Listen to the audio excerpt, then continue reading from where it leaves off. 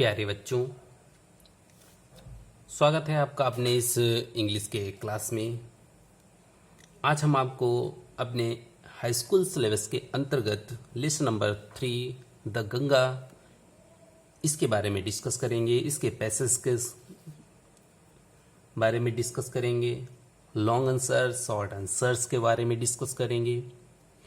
तो आइए देखते हैं। सबसे पहले हम पैसेजेस फॉर कॉम्प्रिहेंशन देखते हैं ध्यान से और समझने का प्रयास करते हैं। और ये सभी जो आपके पैसेज दिए जा रहे हैं ये सभी बोर्ड एग्जाम की दृष्टि से काफ़ी महत्वपूर्ण है, इम्पोर्टेंट हैं। देखते हैं सबसे पहले पैसेज नंबर फर्स्ट।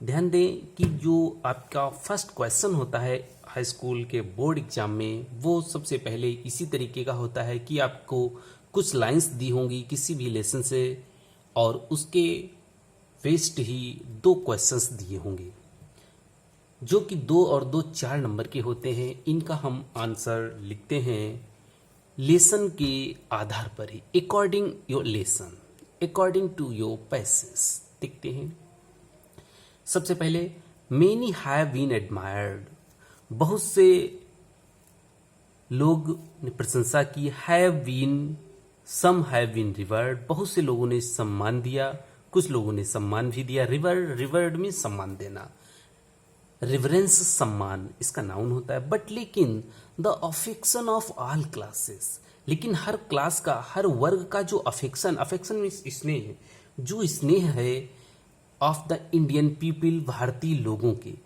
लोगों के सभी क्लास, सभी वर्गों का जो स्नेह है, हैज कम टू मी, मेरे पास आया। इन सच अबंडेंट मेजर, अबंडेंट मीन्स पर्याप्त, बहुत ही अधिक, पर्याप्त मेजर मात्रा, इस मात्रा में हमें सभी लोगों का सम्मान मिला, स्नेह मिला।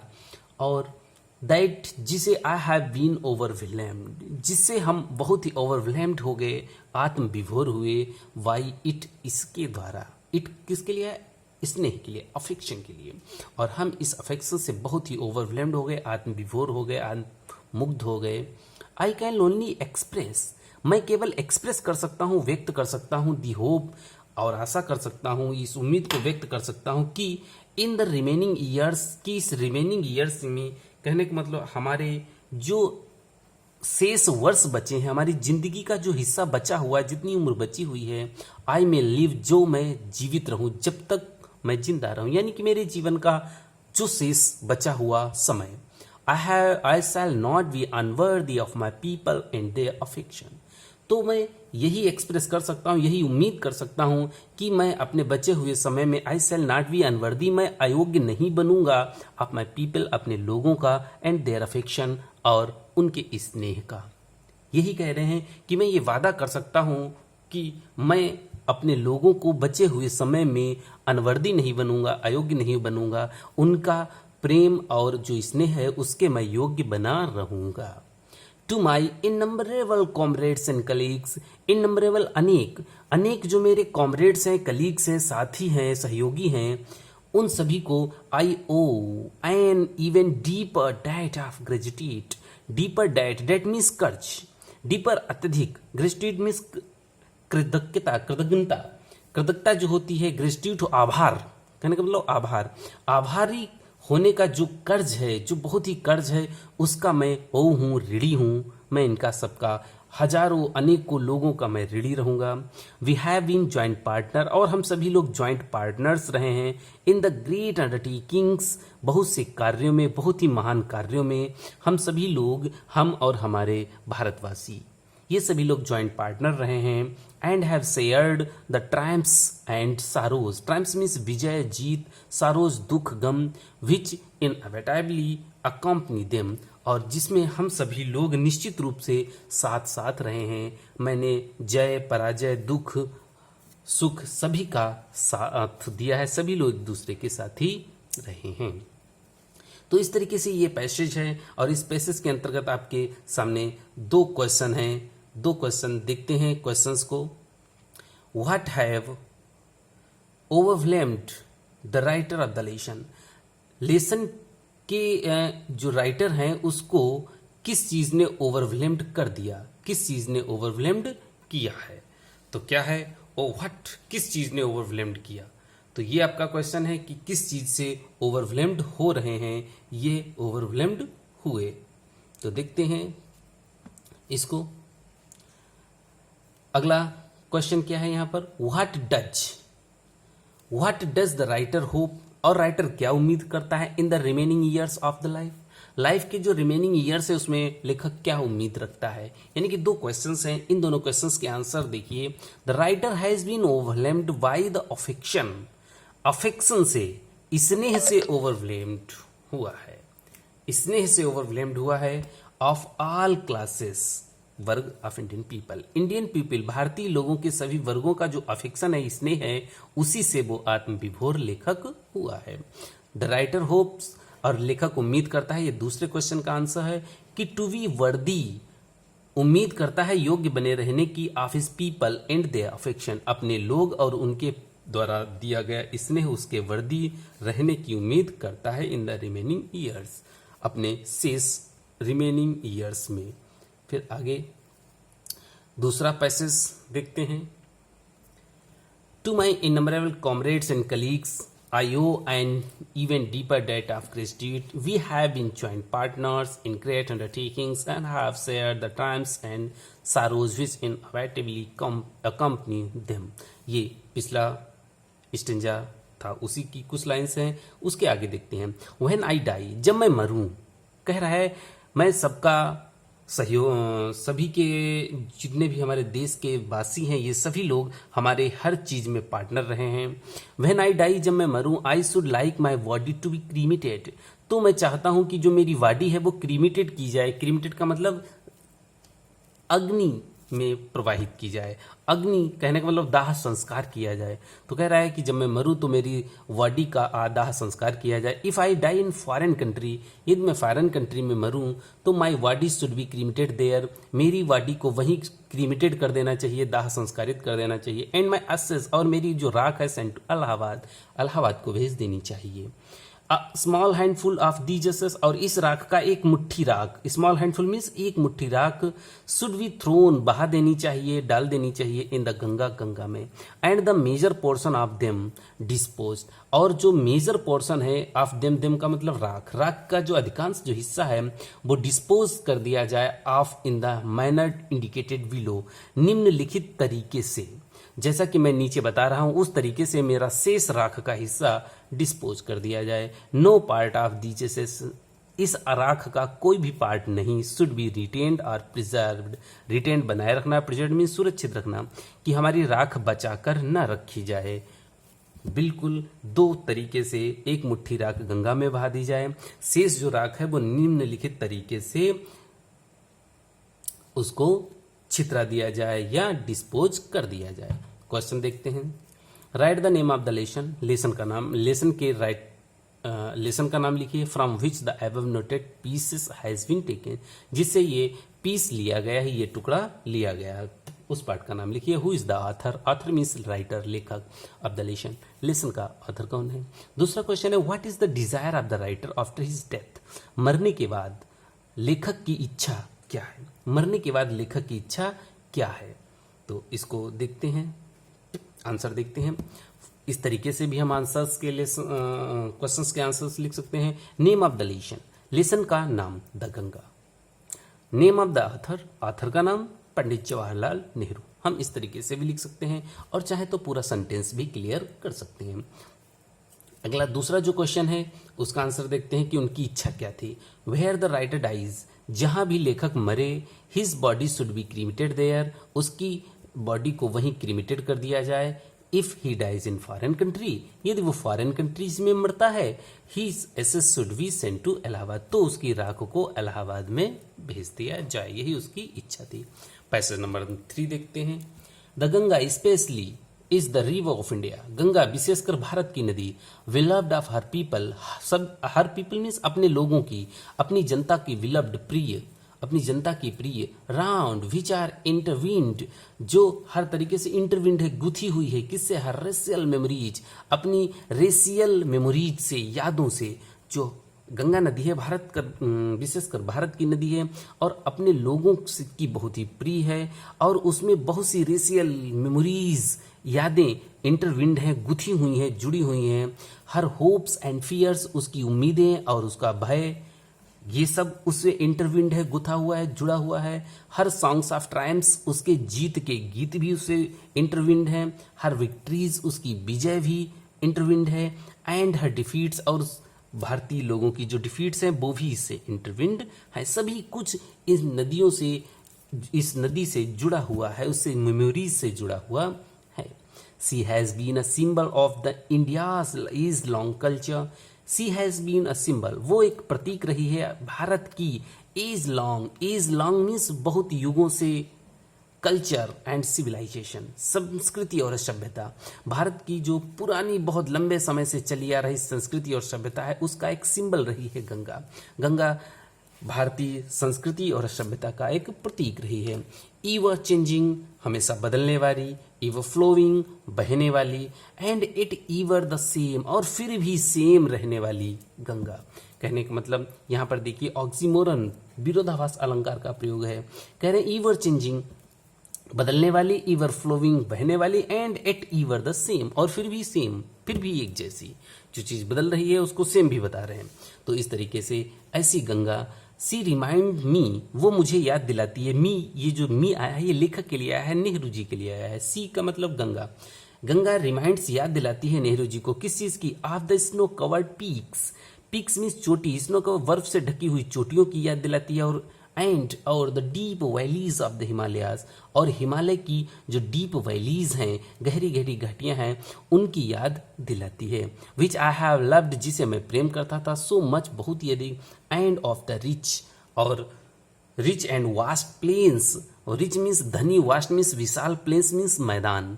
प्लेन्स मैदान, मैदानी भाग, बिलो नीचे, यानी कि जब पहाड़ों से जब नीचे आता है, पहले तो हिमालय की वैलीज और स्नो कवर्ड पीक्स की याद दिलाती है। उसके बाद जब गंगा नदी मैदानी भाग में आती है, पहाड़ी भागों से नीचे उतरकर, तब रिच और वास्ट प्लेन्स का दर्शन कराती है।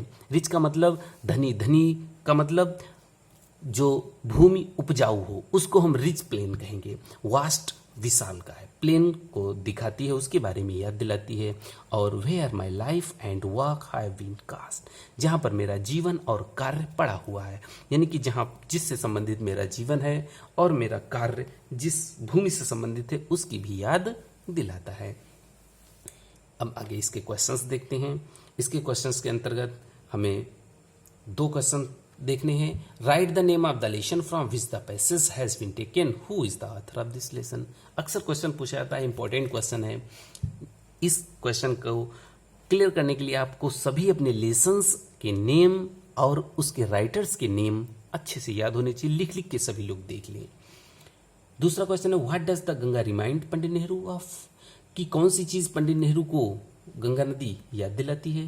गंगा नदी पंडित नेहरू को कौन सी चीजें याद दिलाती है, देखते हैं। The name of the lesson is the Ganga, इस तरीके से भी आंसर हम लिख सकते हैं। और ऊपर आपने देखा था, ऊपर जो देखा था, इस तरीके से भी हम आंसर लिख सकते हैं। तो दोनों आंसर ध्यान दें कि कैसे हमें लिखना है, इस पर आप अपना माइंड सेट कर लें।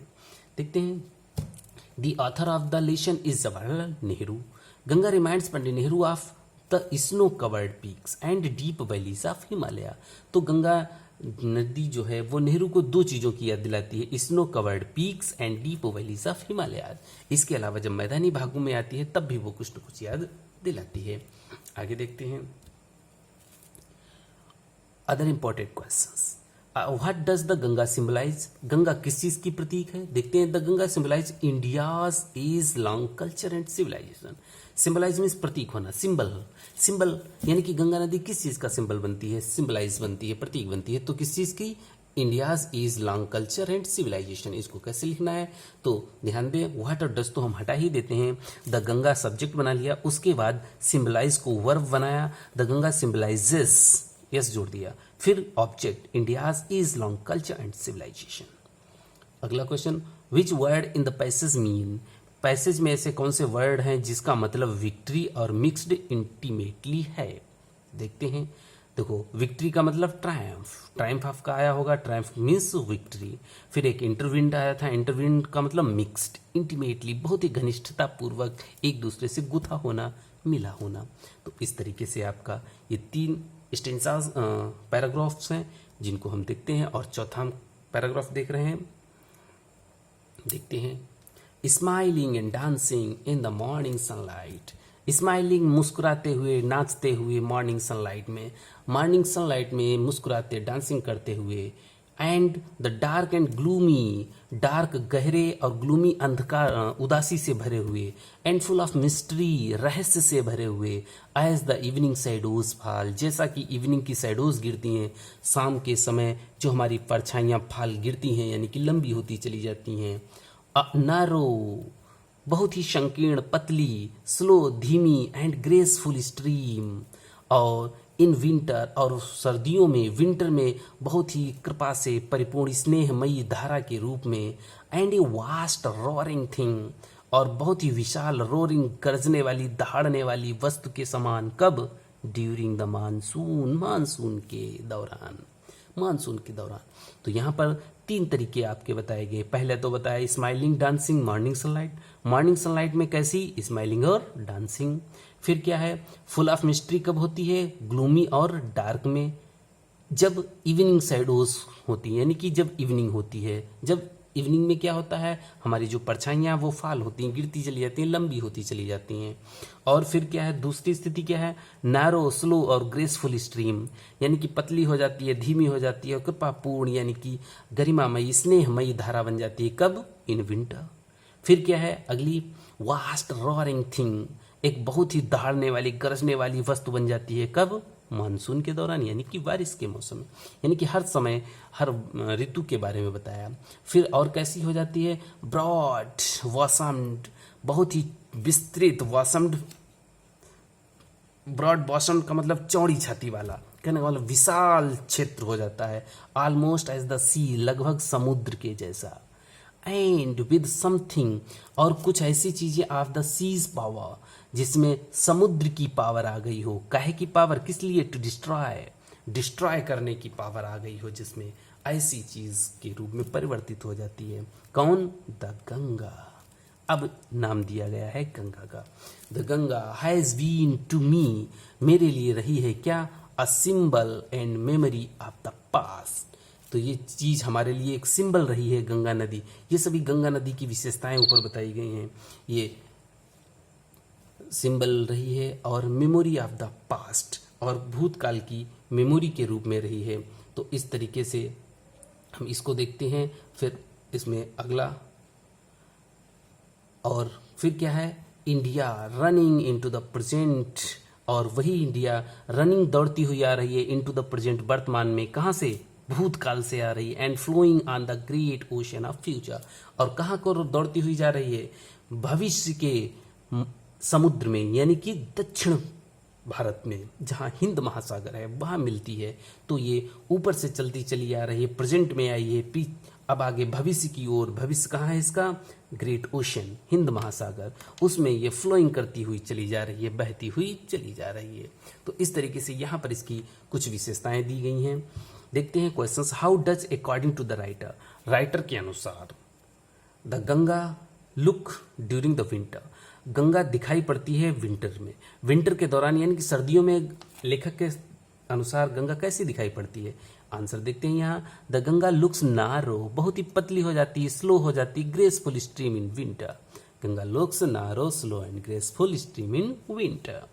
फिर अगला, write the name of the lesson, जो कि मालूम है सबको, name of the lesson, the Ganga, author Pandit Jawaharlal Nehru. इसके अलावा अन्य क्वेश्चंस पर नजर डालते हैं। अदर इंपॉर्टेंट क्वेश्चंस देखते हैं।